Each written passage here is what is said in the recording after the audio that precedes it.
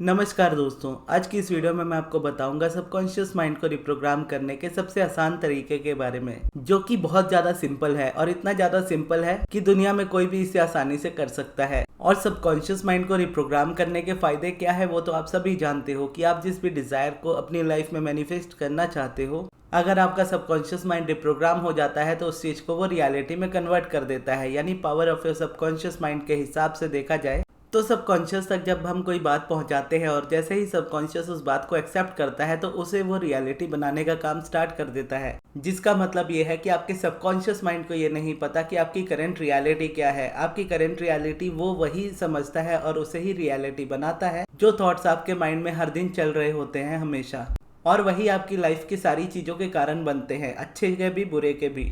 और subconscious mind जो हमारा होता है वो इलॉजिकल माइंड होता है, यानी वो किसी भी तरह के लॉजिक्स को नहीं देखता कि क्या चीज़ कैसी है, सही है गलत है। वो बस आपके कमांड को एक्सेप्ट करता है। यानी आप जिस कमांड को पहुंचाते हो सबकॉन्शियस तक इस बात को एक्सेप्ट करके कि हाँ ये चीज़ ऐसी है, तभी आपका सबकॉन्शियस उस बात को एक्सेप्ट करता है। अब उसी के बीच में जो कॉन्शियस माइंड आपका होता है उसका काम होता है चीज़ों को सही गलत में या चीज़ों को ऑब्जर्व करके कि क्या ये चीज़ आपकी लाइफ के लिए सही है या क्या ये चीज़ आपके लिए पॉसिबल है। यानी आपका जो कॉन्शियस माइंड होता है वो उसमें लॉजिक लगाता है, वो एक्सेप्ट करता है पहले, फिर आपके सबकॉन्शियस तक उन बातों को वो पहुंचाता है। अब होता यह है कि हमारा जो माइंड है या हमारी जो ओवरऑल बॉडी है वो इस तरीके से बनी हुई है जो हमें प्रोटेक्ट कर सके, यानी हमारे प्रोटेक्शन के लिए ही वो सारी चीज़ें करती है। अगर हमें कोई चीज़ बुरी लगती है या किसी चीज़ से खतरा लगता है तो हमारा कॉन्शियस उस बात को एक्सेप्ट नहीं करता है, और अगर कॉन्शियस माइंड एक्सेप्ट नहीं करता है तो सबकॉन्शियस तक उस चीज़ को जाने ही नहीं देता है, जिससे आप सेफ रहते हो। तो कई बार ये आपकी प्रोटेक्शन के लिए देखा जाए तो अच्छा भी होता है और कई बार आपके लिए बुरा भी होता है। तो इसके बीच का बैलेंस आपको समझना पड़ता है और फिर उसके हिसाब से चलना पड़ता है। जैसे आपको पता है कि अगर आप रास्ते में चल रहे हो और वो रास्ता आगे खाई की तरफ जाता है तो आप खाई तक ही जाओगे, उधर से नीचे नहीं जाओगे, क्योंकि उसको आपको पता होता है कि आप इसके आगे गए तो आप नीचे गिरोगे। ये आपको कॉन्शियसली पता है कि ये चीज़ करने पे ये रिस्पॉन्स आपको मिलेगा, ये चीज़ करने पे ये आपकी रियलिटी में हो जाएगा। तो आप क्या करते हो, आप उस जगह पे खड़े रहते हो, उस जगह को देखते हो लेकिन आगे नहीं बढ़ते हो। क्यों? क्योंकि आपको पता है आपकी सेफ्टी किस में होती है, क्योंकि आप कॉन्शियसली अवेयर हो इस जगह पे उस चीज़ के डेंजर को लेकर के। लेकिन सेम इसके अपोजिट ही अगर कोई दूसरा इंसान ऐसा है जो अपनी लाइफ के सबसे एंड पॉइंट पे है, उसकी लाइफ में इतना कुछ बुरा हो चुका है कि उसे लगता ही नहीं कि इससे ज़्यादा बुरा कुछ हो सकता है उसकी लाइफ में, तो यहाँ पे उस पर्सन का जो सबकॉन्शियस माइंड है या जो उसका कॉन्शियस माइंड है वही इस बात को एक्सेप्ट नहीं करेगा कि ये कोई बहुत बड़ा खतरा है उसके लिए, और ये कहीं ना कहीं उसका माइंड ही एक्सेप्ट कर लेगा कि ये तो फिर भी अच्छा है, जो अभी लाइफ वो जी रहा है उससे तो वो बेटर ही है। और वो सबकॉन्शियस तक जब वो बात पहुंचती है तो वो इंसान क्या करता है, वो उस जगह से कूद भी सकता है। तो इसका यही मतलब है कि आपका सबकॉन्शियस माइंड इतना ज़्यादा पावरफुल है कि वो कुछ भी कर सकता है, बस उस तक वो कमांड पहुंचनी चाहिए। और इसी बीच में हमारा जो कॉन्शियस माइंड होता है वो हमें प्रोटेक्ट करने के लिए, हमें जीवित रखने के लिए ही होता है, ताकि उस तक पहले बात पहुंचे, वो पहले एग्री या डिसएग्री करे, फिर वो सबकॉन्शियस तक उस बात को पहुंचाए। तो यहाँ पे सबकॉन्शियस तक पहुंचाने का तरीका ये होता है कि पहले आपको कॉन्शियस माइंड को अपने एक्सेप्ट कराना होता है किसी बात को, उसको उसके हिसाब का लॉजिक दे करके, क्योंकि वो लॉजिकल माइंड है तो बिना लॉजिक के वो जल्दी काम नहीं करेगा। तो उसको लॉजिक चाहिए ही चाहिए किसी ना किसी बात को एक्सेप्ट करने के लिए। तो आप अपनी लाइफ में जो भी चाह रहे हो उसे पाने के लिए, अगर आप अपनी लाइफ में आगे बढ़ना चाहते हो तो आपको एक ऐसा स्पेसिफिक रीज़न देना होता है अपने सबकॉन्शियस को, यानी अपने कॉन्शियस को, जिससे वो एक्सेप्ट कर ले इस बात को कि आप जो बोल रहे हो वो पॉसिबल है, आप जो बोल रहे हो वो हो सकता है। तब वो सबकॉन्शियस तक उस बात को पहुंचाता है और तब जा करके आपका सबकॉन्शियस उस चीज़ को रियलिटी में प्रेजेंट करना स्टार्ट करता है। अब इसको आप करते कैसे हो? अगर कोई पर्सन लॉ ऑफ अट्रैक्शन या मैनिफेस्टेशन के बारे में नहीं जानता, उसे मैनिफेस्टेशन के बारे में बताया जाए, अगर आप अपने किसी फ्रेंड को जाकर के बताओ तो आपका जो फ्रेंड है वो कभी भी आपको सीरियसली नहीं लेगा, आपकी इस बात पे कभी वो बिलीव नहीं करेगा। क्यों? क्योंकि वो आपको जानता है, आपको एज अ फ्रेंड वो अपनी लाइफ में देखता है, तो आपको वो हल्के में ही लेगा। उसका माइंड इन बातों पे बिलीव ही नहीं करेगा, उसे ये चीज़ें इलॉजिकल ही लगेगी। लेकिन स्टिल अगर वो सेम पर्सन अपनी लाइफ में कुछ चीज़ों से प्रॉब्लम में जूझ रहा है और उस चीज़ से निकलना चाहता है, और वो खुद से ढूंढने के लिए, यानी खुद से चीज़ों को ढूंढ रहा है कि कैसे मैं इन चीज़ों से बाहर निकलूं, और उस जगह पर अगर उससे लॉ ऑफ अट्रैक्शन या अजम्पशन या इस तरीके की चीज़ों के बारे में पता चलता है तो उसका माइंड इन बातों पे लॉजिकली एक्सेप्ट कर लेता है। सेम बात आप बोलोगे आपके दोस्त को, वो बिलीव नहीं करेगा। सेम कोई दूसरा आकर के उस बात को उसको बोलेगा, वो बिलीव कर लेगा। क्योंकि हम इसी तरीके के होते हैं। हम जो हमारे फ्रेंड को देख रहे हैं, यानी जो फ्रेंड आपको देख रहा है, उसके लिए आप एक नॉर्मल पर्सन हो जो उसके दोस्त हो, वो आपके ऊपर तब तक बिलीव नहीं करेगा जब तक आपकी लाइफ में उसको प्रूफ ना दिखे आपके कहने की बात का। लेकिन सेम वही इंसान जब किसी किताब में किसी चीज को पढ़ता है या यूट्यूब पे या किसी भी जगह पे किसी वीडियो को देखता है और उसमें बहुत सारे व्यूज होते हैं या कमेंट्स होते हैं, एंगेजमेंट होती है उस पर्टिकुलर पोस्ट या वीडियो पे, तो माइंड एक तरीके का लॉजिक निकाल लेता है कि इतने लोग बिलीव कर रहे हैं तो कहीं ना कहीं सच हो सकता है। तो ये बात वो कॉन्शियसली एक्सेप्ट करता है, तभी उसके सबकॉन्शियस तक ये बात जाती है कि हाँ ये चीज़ वर्केबल है, इसको किया जा सकता है, तब वो उसमें ट्राई करने के लिए आगे जाता है। तो बस अब आपको ये समझना है कि इसी तरीके से हमारे माइंड के लॉजिक्स जो होते हैं ना, वो हर किसी से बहुत ज़्यादा डिफरेंट हो सकते हैं। जरूरी नहीं कि हमारा लॉजिक एक दूसरे से सेम ही हो।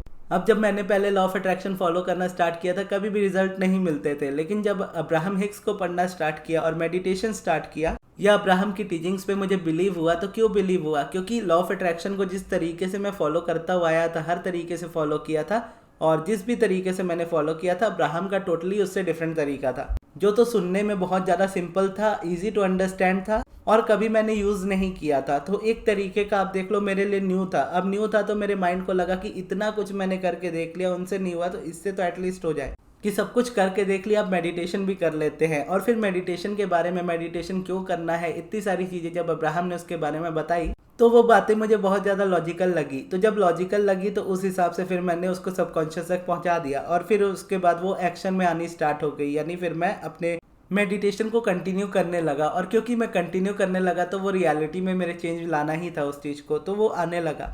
तो इसी तरीके से अगर आप आज की डेट में कुछ देखते हो अपने लाइफ में, अपने अराउंड, अपनी डिज़ायर से रिलेटेड कोई भी चीज़, तो सबसे पहले आपको उसको कॉन्शियसली एक्सेप्ट करना होगा। जब तक आपका माइंड एक्सेप्ट नहीं करेगा, आपको उस पर एक्ट नहीं करने देगा, और आप एक्ट करने की कोशिश करोगे आप कभी कर नहीं पाओगे। जैसा कहते हैं ना कि एक्शंस नेचुरल होते हैं, तो आप सबकॉन्शियस तक अपने बात को पहुंचा दो, वो उसको रियलिटी बना देगा। इसीलिए भी ये चीज़ कही जाती है कि अगर आप अपनी लाइफ में कोई चीज़ स्टार्ट करना चाहते हो, कुछ भी करना चाहते हो, तो आपके पास एक खास रीज़न होना चाहिए उस चीज़ को करने का। अगर आपके पास रीज़न नहीं होता उस चीज़ को करने का, तो आप कभी भी उसको करोगे नहीं, क्योंकि रीज़न आपको वो लॉजिक देता है कि इस जगह पर जाने से आपको ये मिलेगा, ये करने से आपकी लाइफ इतनी बेटर हो सकती है, ये करने से आपको ये चीज़ मिल सकती है जो आप अपनी लाइफ में हमेशा से चाह रहे थे, तभी आप उस चीज़ को करने के लिए आगे बढ़ते हो। तो यही हमारे माइंड का लॉजिक होता है। जब हम कोई चीज़ सीख रहे होते हैं, जैसे अगर आप प्रोसेस या टेक्निक कोई चीज़ देखते हो, तो जब आप उसको देखते हो और सुनते हो तो उसको करने का आपको रीज़न मिलता है, लेकिन उसके बाद आप क्या करते हो, वैसी बहुत सारी वीडियोस देखते हो, फिर बहुत सारी चीज़ों को बार बार करने का रीज़न मिलता है। ऐसे में क्या है, आप किसी भी एक चीज़ पे ज़्यादा देर तक टिक नहीं पाते, और टिक नहीं पाते तो ही रिजल्ट नहीं मिलते हैं। आपको बस कोई एक या दो ऐसी चीज़ ढूंढनी होती है जो आपको लाइफ टाइम तक आप लेकर के जा सको, लाइफ टाइम तक आप कर सको। जैसे मेरे लिए मेडिटेशन होता है, अभी के लिए एफर्मेशंस और मेडिटेशन दोनों हैं, कि जहाँ पर मैं जानता हूँ कि मुझे मेडिटेशन करना है तो क्यों करना है, अगर मुझे एफर्मेशंस भी करने हैं तो क्यों करने हैं, और इससे किस तरीके से मैं अपने सबकॉन्शियस तक उन बातों को पहुंचा सकता हूं। स्टार्टिंग में मेरा माइंड हो सकता है चीज़ों को लेकर के उतना फेमिलियर ना हो। अगर मैं कोई सेंटेंस रिपीट कर रहा हूं एफर्मेशन के तौर पे, तो कॉन्शियस मेरा उस बात को एक्सेप्ट नहीं करता, उसके लिए वो झूठी है, लेकिन मैं उसको इतना रिपीट करता रहूँगा, इतना कंटिन्यूसली मैं उसको रिपीट करता रहूँगा कि मेरे माइंड के लिए वो चीज़ फेमिलियर हो जाए। और वो फेमिलियर इस तरीके से होती है कि जब आप कॉन्शियसली किसी चीज़ को बार बार रिपीट कर रहे होते हो, तो वो रेपिटेशन ही आपका सबकॉन्शियस सुनता है। जैसे जब लाइफ में मैनिफेस्टेशन नहीं हो रही होती है, तब भी हमारा रेपिटेशन होता है कि ये चीज़ कितनी मुश्किल है, मुझसे ये टेक्निक नहीं होती, लॉ ऑफ अट्रैक्शन मेरे लिए काम नहीं करता, मैं इस डिज़ायर को मैनिफेस्ट नहीं कर पा रहा, मैं इतने साल से इसको मैनिफेस्ट कर रहा हूँ, ये चीज़ मैनिफेस्ट नहीं हो रही। अब इन्हीं चीज़ों को हम बार बार रिपीट करते हैं, इसी को आपका सबकॉन्शियस बार बार सुनता है, तो इसी को वो एक्सेप्ट कर लेता है, इसी को रियलिटी बनाता जाता है बार बार। सेम उसी तरीके से जब आप न्यू एफर्मेशन लेते हो, उसको बार बार रिपीट करते हो, और क्योंकि अब आप कुछ नया रिपीट कर रहे होते हो बार बार, तो पुराना वाला जो रेपिटेशन होता है वो खुद ब खुद कम होने लगता है। जब वो कम होने लगता है और ये एफर्मेशन का रिपीटेशन बढ़ने लगता है, तो आपका सबकॉन्शियस माइंड इस चीज़ पे ज़्यादा फोकस्ड हो जाता है और उस तक ये बात पहुंचने लगती है। जब एक बार उस तक ये बात पहुंच जाती है, वो उसको रियलिटी में चेंज कर देता है, तब आपका कॉन्शियस माइंड उसको लॉजिक को भी चेंज कर देता है। यानी पहले आप रेपिटेशन से सबकॉन्शियस तक चीज़ों को पहुंचा देते हो, सबकॉन्शियस उसको रियलिटी बना देता है, रियलिटी देख करके आप बिलीव कर लेते हो कि हाँ ये चीज़ इस तरीके से पॉसिबल है। फिर उसके बाद जो आपके लॉजिक्स होते हैं ना, जो आपको पहले लगता है कि ये चीज़ पॉसिबल नहीं है, ये चीज़ ऐसी है, इतना मुश्किल है, वो सारी चीज़ें बदल करके आपका लॉजिक ही ऐसा हो जाएगा कि ये चीज़ें बहुत आसान है, ये चीज़ें इतनी आसान है। तो ये चीज़ें एट द एंड देखोगे तो हमेशा रेपिटेशन की वजह से होती है। सेम अगर यहाँ पे ये देखो कि अगर आपको कॉन्शियस से बात नहीं करनी, डायरेक्ट सबकॉन्शियस तक अगर आपको जाना है तो आपको कॉन्शियस माइंड को फिर सरपास करना होता है, यानी बाईपास करना होता है बिना उसको बताए। यानी इसके करने के लिए ही सब्लिमिनल्स का यूज होता है। सब्लिमिनल सिर्फ वो सब्लिमिनल नहीं होते जो मैं बनाता हूँ यानी ऑडियोज में, वो एक सब्लिमिनल का पार्ट है। सब्लिमिनल हर चीज़ों में यूज़ होते हैं। मोस्टली सब्लिमिनल जो होते हैं वो एडवर्टीजमेंट्स में यूज़ होते हैं, जिसको आपके किसी न किसी इमोशंस के साथ जोड़ा जाता है। जब वो इमोशंस के साथ जोड़ते हैं तो फिर वो एक ट्रिगर लेकर के आते हैं आपकी लाइफ में वो एक्शन करने के लिए। जैसे एक टैगलाइन है डेयरी मिल्क की, कुछ मीठा हो जाए। जब हम ये बात करते हैं कुछ मीठा हो जाए तो हमारे माइंड में हमेशा डेयरी मिल्क की ही तस्वीर आती है। और एडवर्टीजमेंट भी इसको देखोगे तो इस तरीके का इसका बनता है कि आपके इमोशंस पे बनता है, आपकी हैप्पीनेस पे बनता है, फैमिली रिलेशंस पे बनता है। जैसे रक्षाबंधन के हिसाब से अगर आप देखोगे एडवर्टीजमेंट्स को, तो कैडबरी ने सेलिब्रेशंस का इतनी बार ऐड रन किया है रक्षाबंधन से रिलेट करके कि रक्षाबंधन जब भी फेस्टिवल आता है तो उसकी सेल सबसे ज्यादा होती है। यानी किसी को कोई गिफ्ट खरीदना होता है, जस्ट नॉर्मल सा गिफ्ट अपनी बहन के लिए खरीदना होता है, तो माइंड में जो पहला शब्द आता है वो सेलिब्रेशंस का ही आता है कि सेलिब्रेशन ले लो। तो ये होता है कि उस एडवर्टीजमेंट में हमने देखा, उससे हमारा ये इमोशन कनेक्ट हुआ रक्षाबंधन से रिलेटेड। अब रक्षाबंधन जब भी आएगा तो वो चीज हमारे यहाँ पे आएगी। उसी तरीके से दिवाली से जुड़ा होता है सोन पापड़ी। तो सोन पापड़ी को एक ऐसी मिठाई के तौर पे दिखाया जाता है कि जब आप दिवाली के टाइम पे पूजा करते हो और अपने अराउंड लोगों को, अपने रिलेटिव्स या फ्रेंड्स को जब आप प्रसाद के तौर पे मिठाई देने जाते हो तो आपको बहुत ज़्यादा स्पेंड करने की जरूरत ना पड़े, बहुत ज़्यादा शॉप्स पे आपको जाना ना पड़े। हर शॉप पे आपको ये चीज़ मिल जाएगी सोन पापड़ी, आप इसको हर किसी को दे सकते हो। तो वो उस तरीके से हमारे माइंड से कनेक्टेड है कि दिवाली है, किसी को इंस्टेंटली अगर हमें तोहफा देना है एक मिठाई के तौर पे तो हम सोन पापड़ी उसे दे सकते हैं। तो इसी तरीके से बहुत सारी चीज़ें होती है। अब हर एडवर्टाइज को आप इस तरीके से जोड़ करके देख सकते हो। तो ये आपके इमोशन को इस तरीके से जोड़ता है आपके सबकॉन्शियस से, क्योंकि यहाँ पर आप कॉन्शियसली उस प्रोडक्ट में इंटरेस्टेड नहीं हो, आपका इमोशंस उस फेस्टिवल के साथ जुड़ा हुआ है जिसको आप सेलिब्रेट करते हो। अब उस इमोशन के साथ उन्होंने अपना प्रोडक्ट जोड़ा है ताकि आप उनके प्रोडक्ट तक पहुंच जाओ। और ये जरूरी नहीं कि सामने वाला हमेशा जानबूझ करके ही ये चीज करे। अगर कोई मार्केटिंग कर रहा है तो मार्केटिंग वाले लोग तो इन सारी चीजों को समझते हैं, तो कहीं ना कहीं वो कॉन्शियसली इसी तरीके से चीजों को बनाते हैं कि आपका इमोशन जुड़ जाए उस चीज के साथ, उस प्रोडक्ट के साथ। क्योंकि आपका इमोशन जुड़ेगा तभी आप उस चीज को परचेज करना पसंद करोगे। अदरवाइज तो ब्रांड बहुत सारे होते हैं दुनिया में, आप उन्हीं का प्रोडक्ट क्यों चूज करोगे। तो जितने अच्छे से जो कोई आपको इमोशनली अपने साथ जोड़ता है आप उसी के साथ सबसे ज़्यादा कनेक्ट होते हो। अब जैसे यहाँ पर अगर मैं बोलूँ कि अगर मैं सब्लिमिनल सेल करता हूँ, अगर मैं सब्लिमिनल किसी के लिए पर्सनली बना करके देता हूँ तो लोग मुझसे सब्लिमिनल क्यों खरीदते हैं?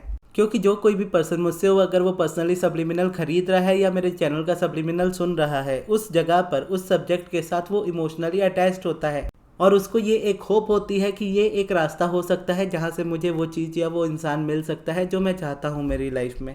तो एट द एंड क्या है, पर्सन की डिजायर कुछ और है, उसका इमोशन किसी और चीज या इंसान के साथ जोड़ रहा है और उसको वहां जोड़ने में ये सब्लिमिनल उसकी हेल्प कर रहा है, तभी वो सब्लिमिनल की तरफ आ रहा है या अट्रैक्ट हो रहा है। अदरवाइज देखोगे तो सिर्फ सब्लिमिनल ही नहीं है जो आपके डिजायर को मैनिफेस्ट करने में आपकी हेल्प करे। दुनिया में बहुत सारे प्रोसेसेस हैं। सब्लिमिनल इसलिए भी मोस्टली लोग ट्रस्ट कर पाते हैं कि उनका अगर फेवरेट क्रिएटर कोई उस चीज को बना रहा है जिसपे वो ट्रस्ट करते हैं अपने से ज्यादा। यानी कई बार ऐसा होता है ना कि हम अपने ऊपर ट्रस्ट नहीं करते लेकिन किसी दूसरे पर्सन के ऊपर बहुत ट्रस्ट करते हैं, तो वो ये इमोशन हमारा उस पर्सन के साथ जुड़ जाता है। तो उस पर्सन के साथ इमोशन जुड़ता है तो वहां से हमें रिजल्ट मिलते हैं। तो इस तरीके से भी हम सामने वाले से जुड़ते हैं। तो एट द एंड कहने का मतलब ये है कि आप सबकॉन्शियस तक जब कोई भी बात पहुंचाने वाले हो तो उसे पहुंचाने के लिए आपको कॉन्शियस की हेल्प कहीं ना कहीं लेनी ही पड़ती है।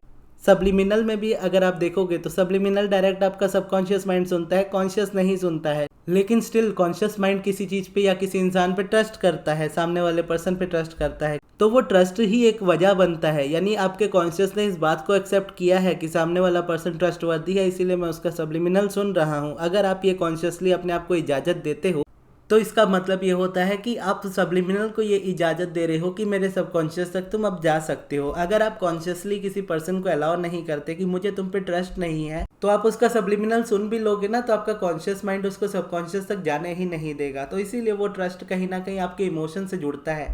तो एट द एंड अगर मैं इस वीडियो को समराइज करूँ तो समराइज करने पे मैं आपको यही बताना चाहूंगा कि एट द एंड आपका इमोशन होता है, आपकी एक्सेप्टेंस होती है जो सबकॉन्शियस तक आपके थॉट्स को जाने देती है। एक बिलीफ के तौर पे आप बोलो या एक एक्सेप्टेंस के तौर पे आप बोलो या एक कमांड के तौर पे बोलो, वो सब कॉन्शियस तक आपके तभी पहुंचती है जब आप कॉन्शियसली अपने आप को अलाउ करते हो किसी पर्सन या इमोशन के साथ जुड़ करके।